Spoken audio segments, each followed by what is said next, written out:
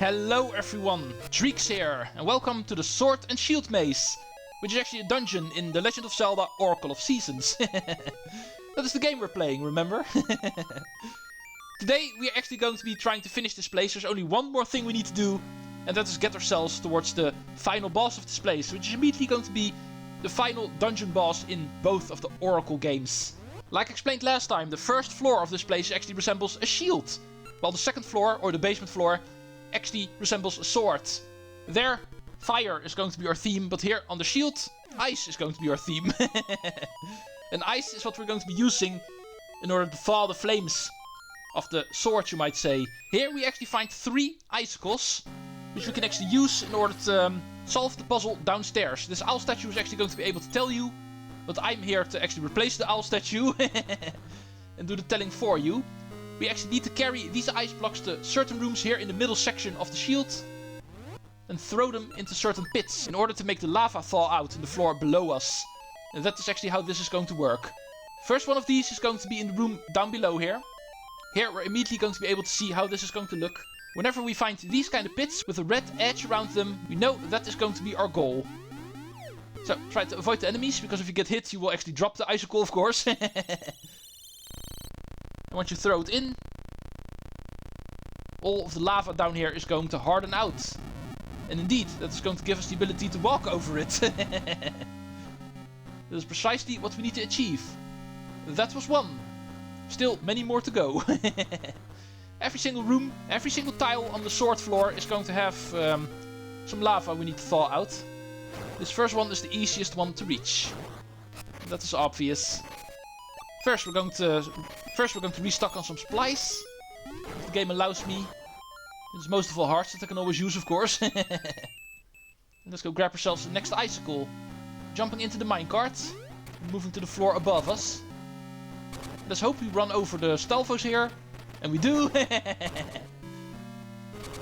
Let's also hope we don't get hit by the whiz ropes here. Let's put the thing down for a moment so we can kill off the enemies.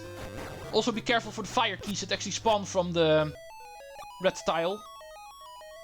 It is not just here to actually throw an icicle in. Enemies can actually also pop out from it. They will actually spawn fire keys constantly. Just wait until you get the chance and then throw it in. It is going to mean the end of the lava down here. And also of the spawning of fire keys. We can also see another key block over here. So if we want to progress down there, we need to do more than just finding all of the tiles above here. Now remember the switch, which will actually change the tracks. Something we're not going to be doing right now, of course. First we need to get ourselves an icicle. First we need to be able to actually throw something into that pit over there. We need to do more than just reaching the pit. We also need to have our tools with us. So first go get yourself another icicle. And then return to this room. Put it down quickly, hit the switch, and then move into the next room. And that is how this works. Alright, number 3.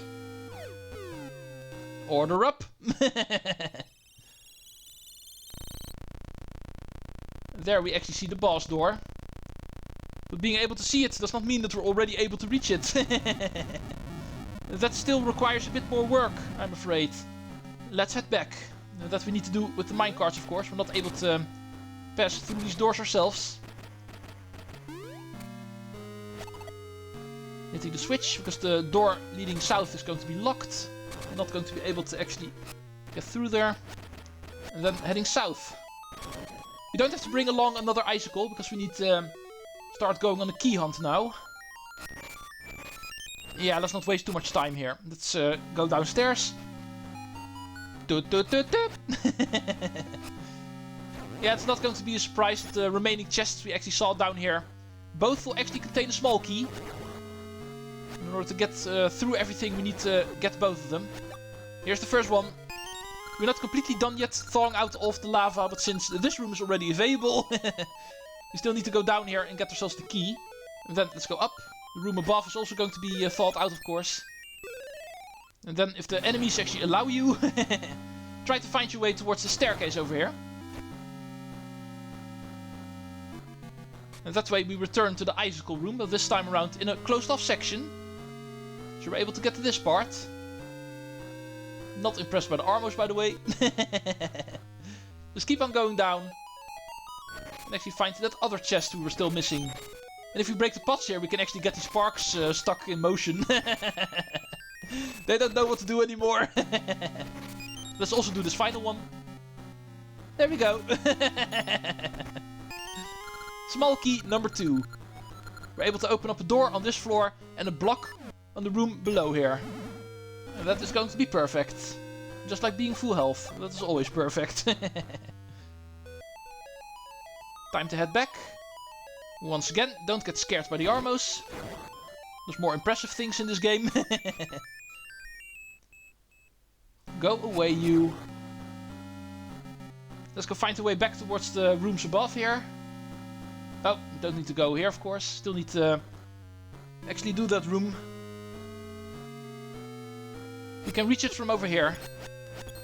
There's still lava, but we're already able to reach the staircase. And of course the chest. But this chest is not going to be important. It's going to be rupees or bombs.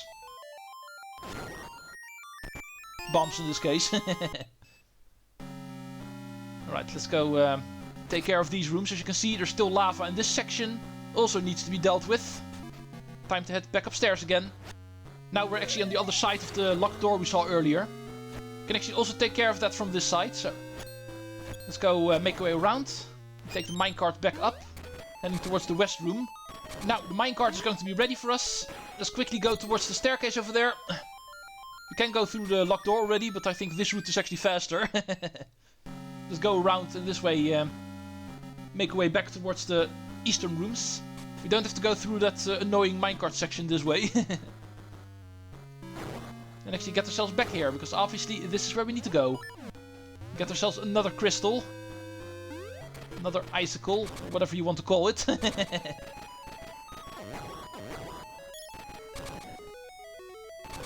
get back here. Drop the icicle. Killing all of the enemies is optional, but I would still recommend it, because otherwise they're going to hit you. And then you will actually break the icicle if you drop it like that. So kill all of them, open the door. You can see how the BMOS is actually timed. Yeah, he starts at the top and then moves clockwise. That means we need to do this quick. Immediately go towards the minecart, and hopefully you're not going to get hit. We're not going to be able to jump after all, the moment we are carrying something. Oh, sorry sir. Didn't see you coming up. But the death of the fire keys was worth it, because this will still count as the block dropping in. Hardening out more of the lava down here. In fact, now hardening out every bit of lava down here. The room is completely passable now. We can walk everywhere we want. And therefore, the end of the dungeon is in our grasp. Make sure you have that second key, because we did already see the route leading towards the boss doors once again going to have a block. A locked block. And also a lot of fire keys guarding it. Plenty of these guys here. Let's make our way through. Start healing. Almost full healing. But this should actually be enough. We've got plenty of hearts. I've also got the opportunity to switch my rings if I need to. So if I start hurting too much, I should still be fine. For the final dungeon boss of the Oracle games. Which is very surprisingly not a repeat boss this time around. Not a classical boss, but actually a new one for the first time. We're facing something that's called Medalock, I'm pretty sure, something like that. I'm not entirely sure about his name, but it's something about the Medusa, at least. And this guy is actually pretty dang difficult to defeat, if I need to be honest. He's got a lot of really fast attacks. But this is actually what we need to do. Use our Hyper Slingshot equipped with Pegasus Seeds, of all things.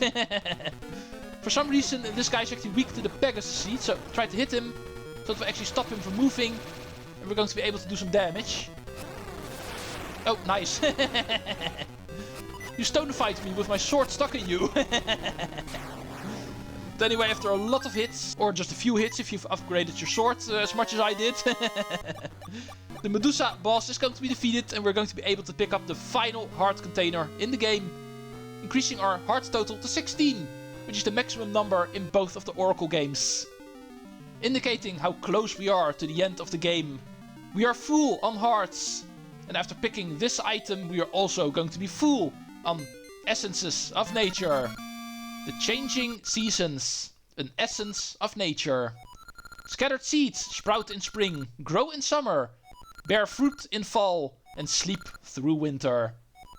It is an endless cycle of life. The changing seasons.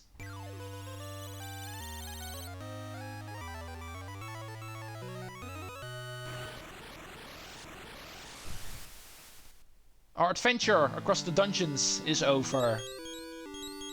Now, what will happen next? Treecks, you already have the 8th essence. The changing seasons have filled me with my former power. I have something to give you now, so come and see me. Yeah, we know what that is going to be. Just like in Oracle of Ages, the Maku seed is going to be ready. We've powered up the Maku tree fully by this point, and we're going to be able to tackle the final boss of this game. Let's go make our way out of here again. It is tempting to start warping, but we're not going to be able to do that from Subrosian, of course, so... There's no warping capabilities in here. We're stepping back into the vortex. And returning to the Temple of Season grounds. And from here, warping is no longer an issue. Back, where are you? Over there. Gale Seeds. Time for us to leave this sacred place again. Returning to Horon village. Right over here. So, time for us to advance the story. Maple, don't interfere with me. I've got important things to do here. Ring, and it drops right beside me, so... that is mine. With a bit of luck, that is going to be a new one. But I highly doubt it. If it actually were this simple to get new rings in this game, I might have considered actually going for all of the rings in these two games, but... Oh, apparently we also defeated 1000 monsters in the meantime, so... We got the monster ring yet again, but of course that one's not going to be new. We already have it in Oracle of Seasons. We actually brought it towards this game as well. The first one is going to be an energy ring. That one is indeed going to be new. Beam replaces spin attack. Thank you for the new ring. At least this final part was not for nothing. The second one I've got armor ring level 2. Ooh, awesome. You will sacrifice a lot of attack power, but you will actually get a stronger resistance back for it. Even the toughest enemies in the game will only do a quarter heart of damage, you might say. Will actually make you really buffy. The exact opposite of the power ring. Steadfast ring. Another new ring. This one also does not sound familiar. Reduces knockback whenever getting hit. Doing really well so far. Ring number 4.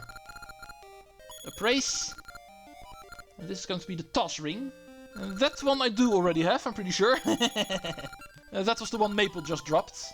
And the final one is of course going to be the Slayer's ring. But we actually brought that one from Oracle of Ages already the moment we linked our games. So, also useless. At least the 3 other rings were new, including the one we actually found in the dungeon. So with that, we might have actually seen our last visit to Vasu. Since I've actually decided not to go for all of the rings, because getting all of them, especially the ones that appear randomly, is way too tedious. The chances of actually getting those are way too small in this game, not worth going for. Now, Zelda, I know you were also actually ambitious to try to solve the problems here in Holodrum and Labrina at the same time.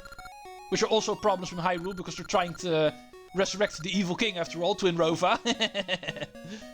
But it is time for me as the hero to start working. The Maku tree. Let's go get our seed. Treecks. You have finally gathered all the 8 essences of nature. You have become a true hero who understands the essences of nature. You are hope for all that live. Take this seed. We get the huge Maku seed. This should penetrate evil forces. Treecks. First you must defeat Onyx, General of Darkness, and then save the Oracle of Seasons, Din. And then, with Din's help, you can perhaps reach Twin Rova. Good luck, Treecks. Gwahahaha! Some hero! Hi Din, it's been a while since we've seen you. And of course Onyx. Come if you dare, Treecks. If you are their so-called hero, then their hero is no match for my powers of darkness. Gwahahaha!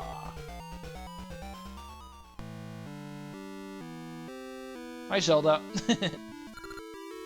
Treecks, the final trial has come. Head north to the temple ruins shrouded in darkness.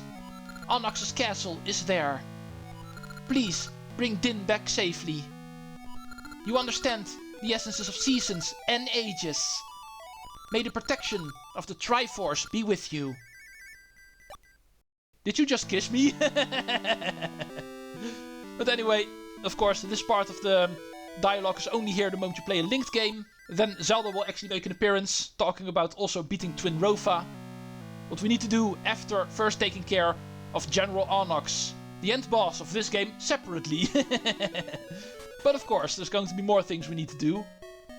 Just thinking we're going to head towards Onyx's castle and beat the game. And that is going to be too simple. There are a couple of other things we still need to take care of. One of them is actually getting our reward from the gold beast. Something I should have actually done a while ago. I'm pretty sure some of you guys actually might have talked about that, but I indeed forgot. I'm the first one to admit it. I did not actually think about it again. But after going through my to-do list, all the things I needed to do, I did indeed notice I forgot to actually get that reward. So let's go get it now. We know where the cave actually is. We've been there before. Change the season into summer. And then actually head towards the ledge below the first dungeon. There is going to be a bit of dry land where you can actually walk on. And there the cave is going to be. Talking to the golden old man. You have slain all 4 golden beasts. Sir, you are worthy of true power. Take it. Another ring. Still a secret what this is going to be. How you use the power is up to you, but do not be tempted to abuse it. Yeah, I should have known we actually get the ring like this, of course, so there's still more appraising we need to do. For some reason, I actually had it in my mind that you get the ring directly, but of course we still need to appraise it. Like we need to appraise them all. So sorry, Vasu, that I actually said goodbye to you already. But at least for this one, we are certain it's going to be a unique one. And this one is not an Oracle of Ages and can only be gotten through these means in this game. One I'm definitely going to put on my list as well. The red ring. My favorite ring to use in the game because this will double our sword damage without the sacrifice of actually losing defense. Like with the power ring. So this is basically a better power ring. Let's go put it in our list immediately. Let's go sacrifice the power ring level 1. That one's completely useless by this point. And equip the red ring. Double sword damage without the loss of defense. So no more double damage, finally. No more fear of dying because of getting hit way too much. Now we're able to do a lot more damage and yet have the same damage output for ourselves. So with that little bit of a delay for this side quest done, it is time for us to complete another one. Now that we are at the end of the game, actually have all of the items we need, have the maximum number of hearts, I think we are ready to finally tackle the Hero's Cave. Whenever playing the game regular, not linked, that is actually pretty much the first thing you do in the game. Actually going through the short Hero's Cave, getting your first sword. But now, here in a linked game, the Hero's Cave is actually the ultimate challenge. Also applies to Oracle of Ages, of course. But that one we actually played first, so... You're not going to be able to show off that Hero Cave, unfortunately. I need to save that for a replay of this project, or if a remaster of this game actually comes out, but... For now, I'm of course not going to be playing a linked game of Oracle of Ages, just in order to show off everything we can actually do in a linked game there. But at least we are going to be able to go for the rewards of this place. The upgraded Hero's Cave of the Oracle of Seasons.